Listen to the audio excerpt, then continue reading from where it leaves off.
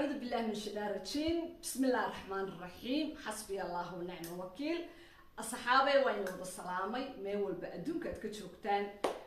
وحوي channel كأول كديما يفهم الكيدا كسر دوادا أنت إلى شوكتان حنلاقي هاي thank you. أنت يوصل بيرسنا حنلاقي هاي subscribe كا أدبي مهم يقول هاي like تا يشير كا ويميل فوقين جالسين إسا muraadkayga maanta aan ka leeyahay clipka waxa weeye waa laba shay waxaan rabaa dumarka arin aad u muhiimsan oo ku soo laalaabanayso mujtamaca Soomaaliya inaan ka hadlo waa number 1 number 2 waxa weeye dumar maxaa la yiraahdaa YouTube kan waxaan u furtay inaan dadka ku caawiyo YouTube kan please and please waxaan rabaa in la kala kiciyo YouTube kan waxaan rabaa ma aragtay subscribe ka in la igu dadaalo waayo waxaan arkay dad badan oo aad u dhibaataysan dad badan oo ma aragtay agoomo fara badan oo ma aragtay oo indhahayga qaban waayid nolosha ku jiraan waxaan arkay dad ma aragtay oo dabka shidan kareen oo aad u faqiira inkastoo ilaahay dabooli karo ani aan dabooli kareen laakiin waxaan jeclaystay runtii inaan ku caawiyo marka taasna waan jeclaa mar laba inaan ku soo celiyo inkastoo clipkayga ugu horeeyay aan ka sheegay aan eri ma aragtay YouTube kan macnaha u furanay waxa weeye dadka inaan ku caawiyo nooc u doonaba ha noqday special agoomada marka please and please subscribe ko waxba idiga ma dhibayo subscribe ka ha lagu dadaalo talabaadna mowduucayga waxa weeye mowduuc aad iyo aad u xasaasi ah runtii ana jeclahay gabdhaha iyo hooyooyinka iyo wixii hadda guursanayaba oo nolol rabo inay sameystaan inay dhagta ii furaan waayo waxa weeye way igu soo noqotay waana mujtamaca Soomaaliyeed waa arin aad u saameynayso runtii waxaan jeclaan lahaa gabar walba nasiixadan advice kan inay qaadato haddii uu kala qaraaraado oo noqdo mid aan ku cajabin runtii waa ka gudbi kartaa haddii ma aragto uu ku cajabiyana dawa sidii la rabay way meesha waxaan u taaganahayba waa wacyigelin ilaahay ayaa dhameystiran aniga inima oranaya waa dhameystirannahay inima faanayo runtii waxaa laga yaabaa naaqus inaan leeyahay laakiin waxaan jeclahay runtii mar walba wixii aan ma aragtay inigaga way aragsanahay mise wixii aan noloshayda la soo maray 22 sano la qabay in ma aragtay aan ku faa'iiday inaan gabdhaha walaalahayga aan ugu faa'iideeyo markaas awgeeda mowduucayga taas ku saabsan waa labadaas ayaan watay clipkayga inkastoo hadda aan u sii socdo shaqo oo waqtigayga inta badan buu iska gaaban yahay marka waxaan jeclaan lahaa ma aragtay in si wanaagsan la iskaga maqlo oo si wanaagsan ma aragtay aad ii dhageysatiin hadduu alla yiraahdo mowduucayga ugu muhiimsan waxa weeye aan rabo inaan maanta aan ka hadlo waxa weeye hablaha oo guryaha leh oo qoysaska leh oo nimanka qabaan iyo kuwa oo dhowr iyo sideeda oo kale waqtiga dheer la qabay oo iyagana dhibaataysan oo ma aragtay abuse lagu haayo oo dhibka lagu haayo iyo kuwa hadda raba inay guur sameystaan iyo kuwaba ku cusub guurka oo hadda ma aragtay sameystay oo hal mise laba iyagoo ah soo qaylinayo oo leh ma aragtay ninka waa fahmi la'nahay muhiimka ugu muhiimsan horta aan raba inaan ka hadlo waxa weeye qofka bini aadanka isaga marka ugu horeyso waa inuu is ixtiraamaa markaas qofka kale oo kula nool mise qofka kale oo walaalkaaga mise qofka kale oo bini aadanka ah oo ku ixtiraamaya marka ugu horeyso waa in adiga aad isku kalsoon tahay dumarkeena waxa ka maqan wax la yiraahdo kalsooni waxa ka maqan wax la yiraahdo ma aragtay in iyaga horta marka hore periodka hore is siiyaan nolosha marka qof la wadaagaysid qofka waxa weeye waa qof adig ugu maqan sa adig ugu maqan tahay dabeecadaha ugu darsaya sa u dhaqan sidoo darsaya sa ma aragtay adi isku karaameeyay sidoo darsaya ilaahay wuxuu ku yiri ma rabtaa in lagu karaameeyo adi marka hore is karaamee qofka bini aadanka markuu yar yahay ilmaha markuu yar yahay horaba saan u sheegay wuxuu ka abaabmaa waa qoyska basicada hoose marka inta badan mujtamaceena Soomaaliyeed waxa keenayso dhibka waxa weeye gabadhii aad baa loo liidaa wiilka iyo gabadha waa ognahay gabadha waa wiilka boqolow gabadhana waa kontaley markaas awgeeda maxaa la yiraahdaa waan ognahay diinayna waa la kala karaameeyay taasna macnaheeda ma ahan in naagta la liido oo dhulka lagu jiido taas waxaan ka wadaa gabdhaha Soomaaliyeed markay nin ay aroosaan dhibaatada ugu weyn oo loo abusayo runtii kelmadda oo yani pointiga waa point aad muhiim u ah waxa weeye marka hore idinka isqiimeeya idinka isisiiya ninkan qiimihiisa waa lagu yiri ninkaaga qiimee karaamee ninkaaga xaq buu kugu leeyahay jannada waxaad ku galaysaa waa isaga daadismiin ma ahan inaa adiga aad ma aragtay is abused way ninkan abuse ku lama imaanayo hadduu adigaa arkin lax kastaba Soomaalida mar hore ma mahday waxay tiri lax kastaba meesha is dhigtaa lagu qalaa marka taas waxaan ka wadaa ninkan mar adu ka arkaya han noqdo qof walba dabeecad buu Ilaahay u sameeyay waa ognahay okay wanaag iyo xumaan buu qabaa qofa xumaanta ku badan tahay qofa wanaagu ku badan yahay qofa garashada ku badan tahay qofa way aragnimada ku badan tahay qofa aqoon-yahan ah qofa iska liito qofa ma aragta damiir balahayn qof Ilaahay wax weeye qofba nooc buu dhaliyay laakiin waxa aan ogahay oo experience aan u leeyahay oo khibrad aan u leeyahay nooc uu doonaba ha noqdo waxa weeye qofka bini aadanka ah aad change ku sameyn kartid waxaana ugu sameyn kartaa horta marka hore aad isqiime marka hore adiga shakhsiyadaada isqiime adiga number 1 iska dhig marka xaq uu kugu leeyahay ninkaaga gudo laakiin hadda adi is iloodid oo ma aragtay adiga positionkii iyo yani quruxdaadii iyo ma aragtay kartidaadii iyo aad tiraahdo ani nin baan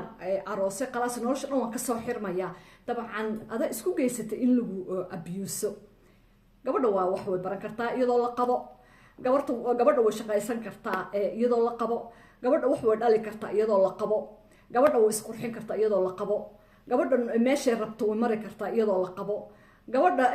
nimankay rabto yaa qalad lii fahmin ninkay rabto way la dhiil gareyn kartaa oo way la hadli kartaa oo haddii uu ka dhaxeeyo wax shaqo ah wax diidaya ma lahan gabadha waxa weeye qalad baa laga fahmay naagta marka la qabo waxa weeye waa in ninkeeda ku eegaata okay laakiin niman waxaad la kulmaysaa shaqada waxaad kala kulmaysaa meel walba ma aragtay jidkaasaad kula kulmaysaa dadsbiin ma ahan wax walba ma aragtay oo dhinac waxbarasha inay dhex mari karto iskuulkii jaamacadihii aad ku wada hadli kartaa ma ahan nin iyo naag hadday meel ku wada kulmaan oo public ah dadsbiin waxbaa ka dhexeeyo taas waa jahilnimo taa meesha inay ka baxdo weeye casri waxaan ku jirnaa hormaray diintaada wado ilaahigaaga ka baq si wanaagsan oo u tarbiyeysno mujtamacaaga ku dhex jir laakiin ninka meeshuu talaabsanayo waa la talaabsan kartaa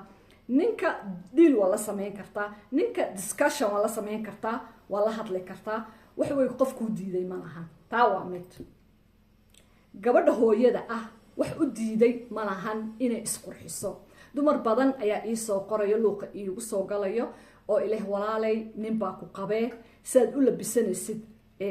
soma laga qurxoono si gabdhaha dhoocilahaad u labisanaysaa taas waxa weeye runtii waxa weeye waa arin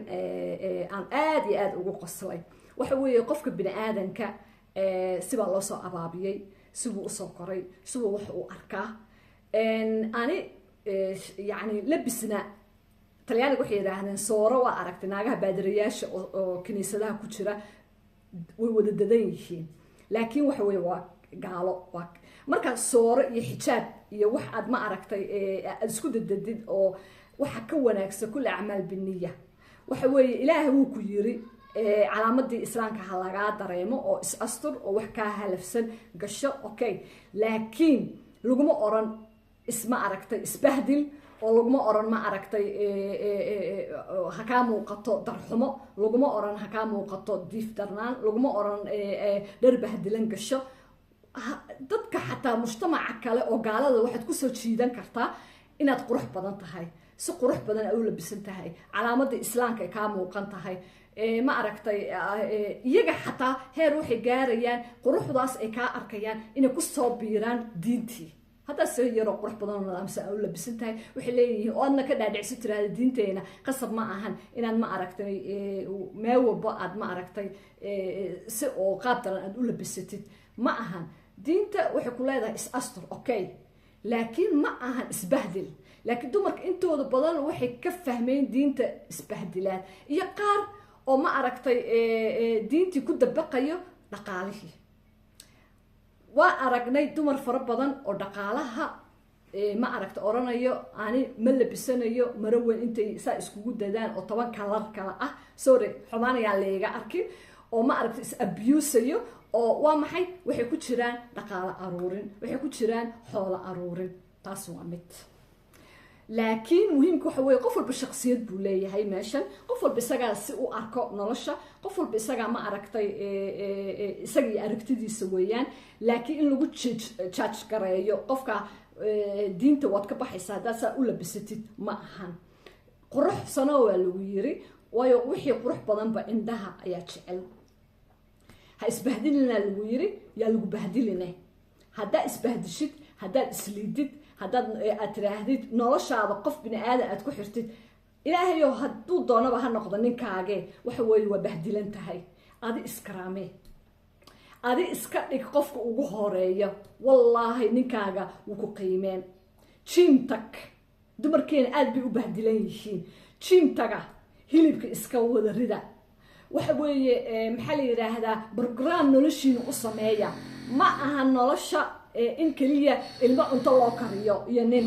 nolosha way ka ballaaran tahay in cunto la kariyo oo ma aragtay maxaa la yiraahdaa la isku qufulo nin kaliya ninkaaga isagoo aad la boodaysid oo la jaan qaadis oo meesha rabtilatiisa ha ka arko inaad tahay qof nool